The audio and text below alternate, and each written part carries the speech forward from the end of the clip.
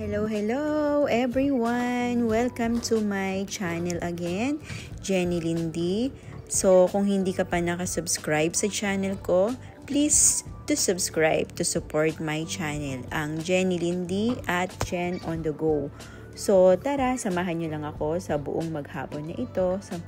Tayo ay maggagawa ng isang vlog ng A Day in My Life. So, in the meantime, samahan nyo muna ako. Susunduin natin yung anak ko kasi past 11. It's 11:30. Ang una mo natin gagawin, susunduin natin si Daddy sa hospital kasi tapos na siya doon.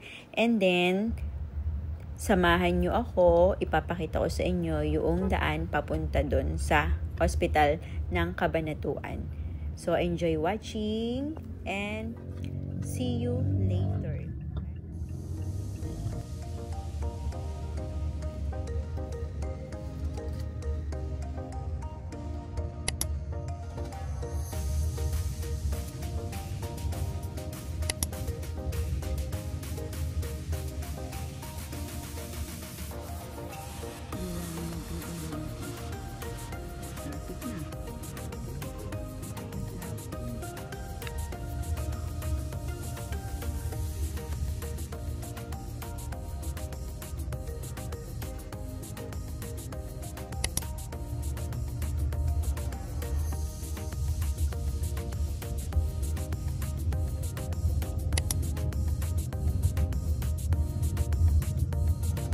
Voice over ko na lang guys kasi mas mahirap pag tinatype ko. So itong lugar na to, tinatawag itong Villaluz.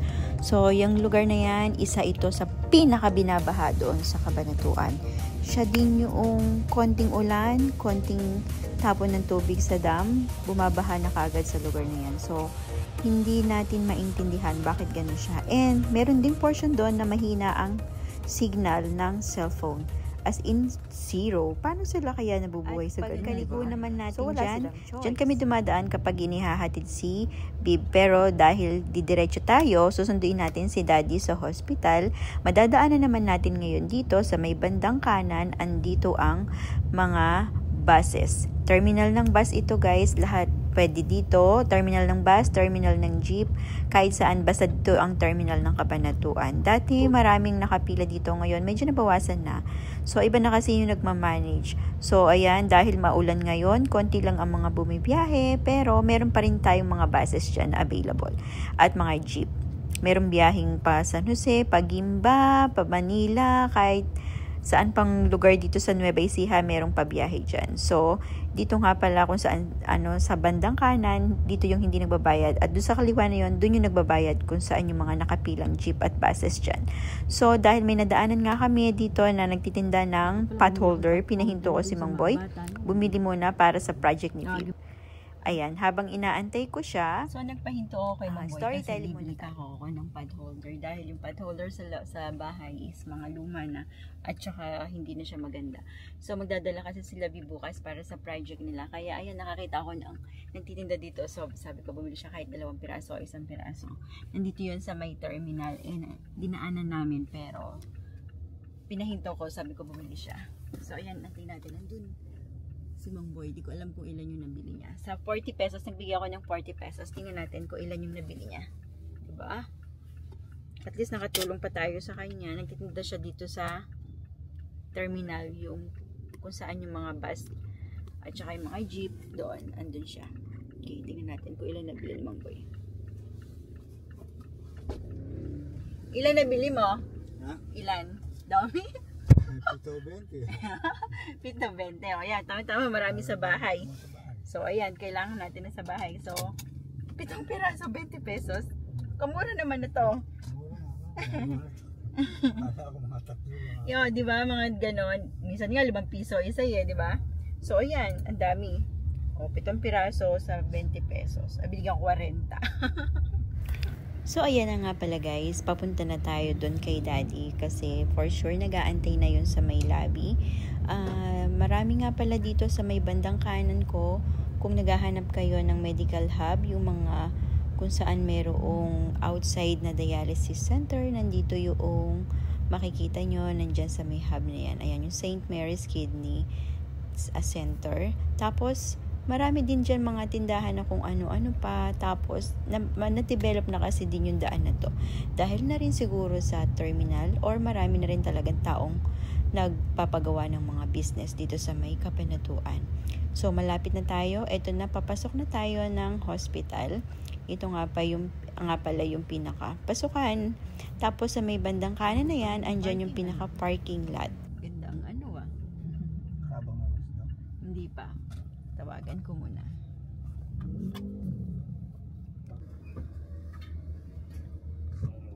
Daddy, nandito na kami. Baba ka na? Okay, sige.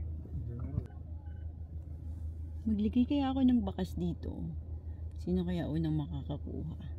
Ito yung view dito sa may lobby. Tapos ayun yung dun tayo pumasok kanina. Ayan. So nandito tayo ngayon sa ICMC Hospital. Private hospital dito sa Kabanatuan. Ayan. May inaantay lang ako. Ayan yung ating magigiting na Kuya Guard na nakabantay dyan. Ayan yung papasok sa lobby. Okay. Kinuha na ni Mambo yung gamit ni Daddy. So, wait lang natin siya.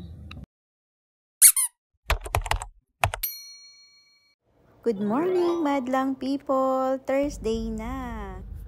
Thursday ngayon. Nutrition month. Tapos ito yung kanyang ginawa namin. Last night. So, susuotin niya ito mamaya. Nanalo yan. Bakit? Pero si bakit? Don't expect. So, papunta na kami sa school. Hey guys, remind ko sa'yo pag nanalo kami. Sa video niya pananalo siya. Lalo na sa cooking contest. Sarap kami magluto eh. Talaga? Oo. Ano yung lutuin niya? Beef steak tsaka chop suey. Beef steak at saka chop suey. Patikim ako. Naalala mo nga dati nung sa TLE, nagluto kami. Traditional Filipino foods.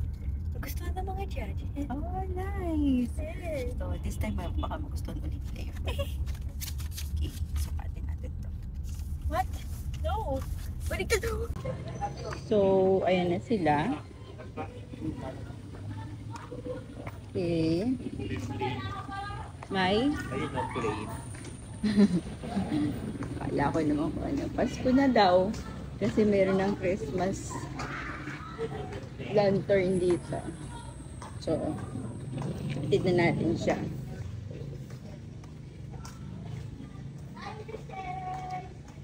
Mas maganda pag di umulan. Wala, di ba? Hindi ano yung tinatapakan. So, naglilinis pa lang yung mga kuya. Asa na, nawala na. Pati ba naman yan? Panyakapin!